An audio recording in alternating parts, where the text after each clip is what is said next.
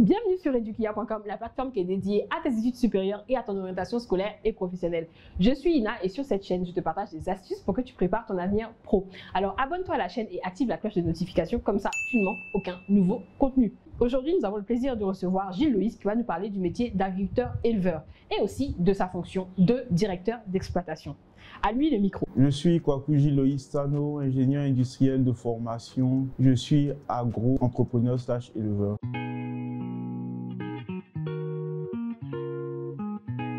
On a une ferme d'environ 600 porcs et on a aussi une plantation d'EVA d'environ 100 hectares.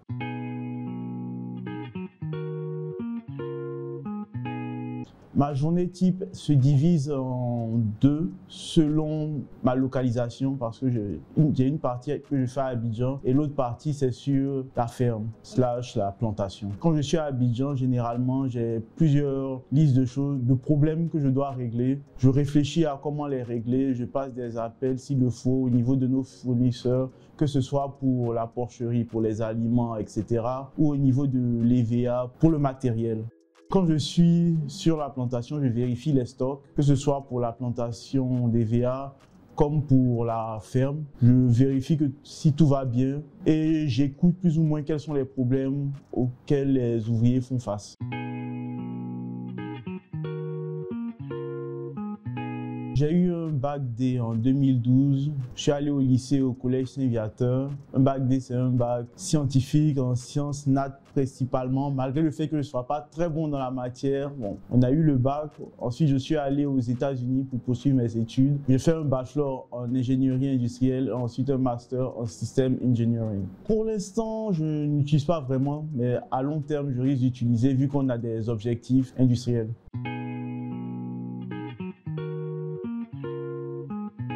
Bon, ça, c'était un projet de longue date. Mes parents étaient dans l'agriculture pendant que je grandissais, pendant toute mon enfance. Je me suis dit, bon, il y a déjà ça, ça sert à rien de Je n'ai jamais aimé me fatiguer, personnellement. Je me suis dit, il y a déjà ça, je ne vais pas me fatiguer à réfléchir sur ce que je vais faire.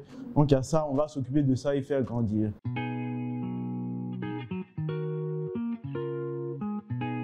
Mon programme, mon planning est assez freestyle, c'est assez libre. Mes heures, c'est moi qui les détermine. Il y a beaucoup de résolution de problèmes. Ça, c'est toujours intéressant. Quand tu fais face à un problème, que tu réussis à le résoudre, tu es toujours heureux, tu as l'énergie.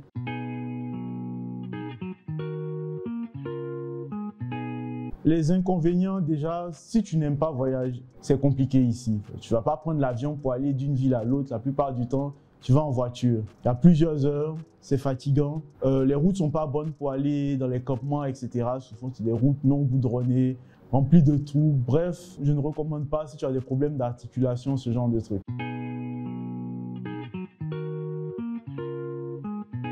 Nous avons une plantation d'EVA, donc on fait des fonds de tasse d'EVA qu'on revend aux usines qui les transforment ensuite pour les revendre à l'extérieur. Pour l'élevage, on a pour l'instant juste un élevage de porcs, mais on prévoit d'agrandir pour faire un peu de tout.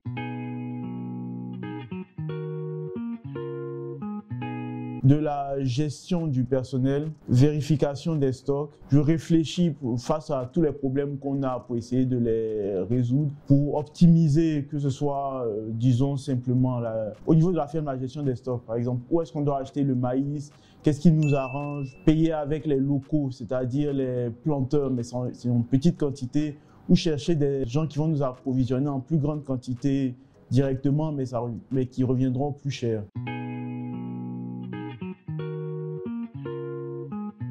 Il y a plusieurs équipes que je gère, que ce soit au niveau de la ferme, il y a une équipe, au niveau de l'EVA, il y a une équipe aussi.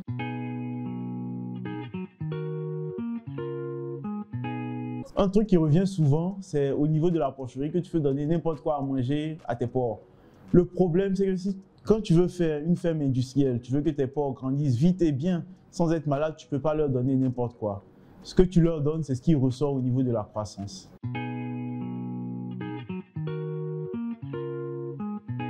Le conseil qu'on m'a donné qui m'a le plus aidé, je pense, c'est ce que ma mère m'a toujours dit. Elle a toujours dit, tu ne fais bien que ce que tu aimes. Donc tu ne vas pas juste vers quelque chose juste parce qu'il y a de l'argent, parce que tu feras mal, ce ne sera pas utile.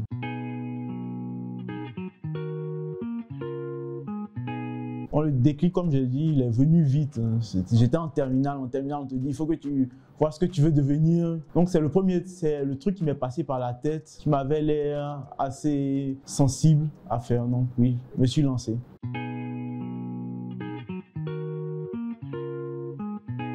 Bon, un conseil que je donnerais aux jeunes qui veulent faire la même chose que moi, c'est un métier très porteur, mais il y a des difficultés, les infrastructures, des fois les voisins te fatiguent au niveau des plantations agricoles. Le conseil que je peux donner, c'est qu'il faut aller de temps en temps.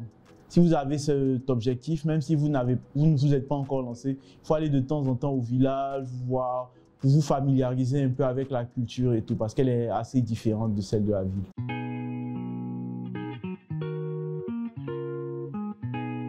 Je pense que c'est les gens qui sont assez confiants en eux parce que tu vas faire face à beaucoup de problèmes. Donc il faut la confiance en soi. Il faut être assez élastique, je dirais, dans ta vision.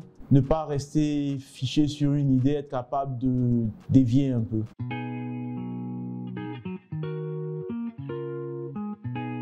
Le salaire moyen d'un ouvrier, c'est environ 150 000, 100 à 150 000.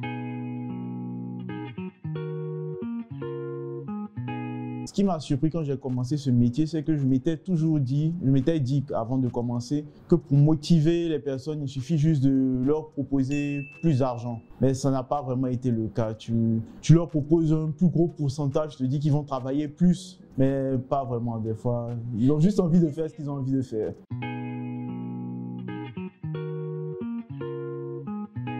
C'est maintenir leur train de vie.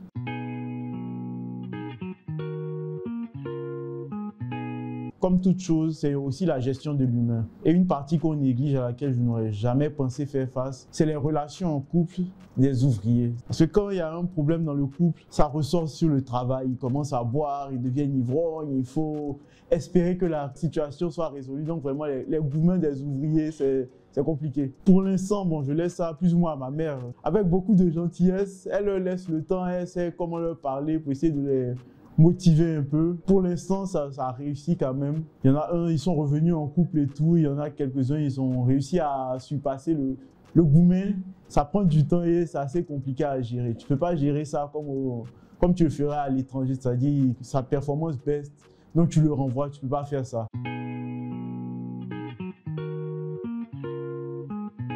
Je dirais qu'un des gros problèmes auxquels on fait face dans mon métier, c'est la main-d'œuvre. Trouver la main-d'œuvre qualifiée ou juste trouver la main-d'œuvre à certaines périodes, c'est très compliqué. Donc l'idéal, c'est dès qu'on a les moyens, c'est de mécaniser.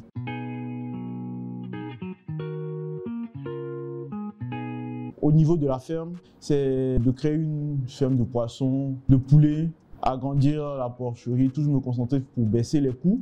Au niveau de la plantation d'EVA, c'est acquérir d'autres terres, avoir une plus grande plantation et à long terme, de quelques années, transformer notre latex en gants et les vendre sur le marché.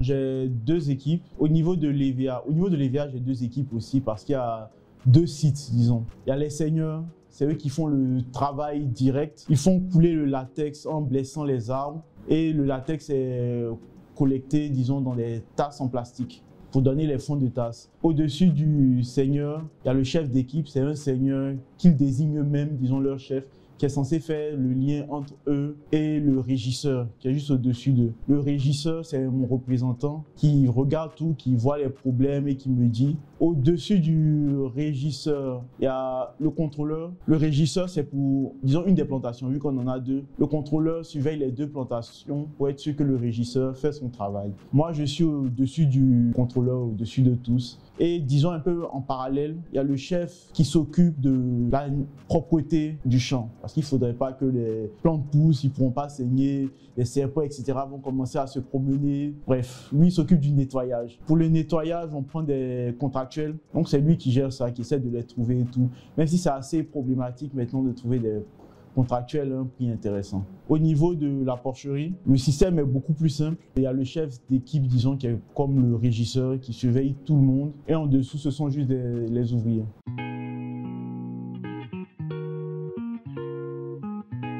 Au quotidien, il nourrit les porcs, fait les soins médicaux, et il castre les porcs, il casse les dents des porcelets pour ne pas qu'ils blessent les tétines des mamans. Il nettoie la porcherie pour être sûr qu'elle est propre, pour ne pas qu'il y ait des infections, etc. Il s'occupe aussi du chargement, disons, quand c'est le moment de livrer les porcs, les font monter dans le camion pour partir.